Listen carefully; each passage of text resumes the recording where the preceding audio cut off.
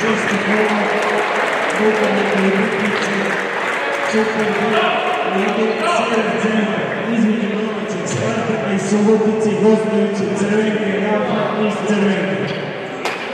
Za goste nastupaju sa brojem 4 kapitan Račić, brojem 1 Tomić, broj 3 Židarac, broj 5 Prović, broj 7 Gacinović, broj 9 Nikolić, broj 11 Čolić, 12 Primićić, broj 13 Bošković, broj 15 Kradu, broj 16 Bruno, broj 17 Granić, 18 Ninković, 19 Ilić, 20 Popović, 91 Garares. Na popisu Kurtić, Horpe i Nagalac. Za domaća nastupa broj 13 kapitan Spremo, broj 4 Ilić, broj 6 Krstić, broj 7 Nadačić, broj 8 Dulić, broj 9 Stojanović, 10 Vaković, 11 Marić, 12 Gacinović, 15 Ugar, 17 Ivančević, 19 Stanković, 21 Bukić, 24 Mišić, 50 Brojović i 96 Istovarko. Na klubu su Sudovljane i Subotić Mobile. Utakmicu sude Olimpijski Veljko iz Bačke Palanke, Crnjanski Zdravko, a delegat je Neždevaca.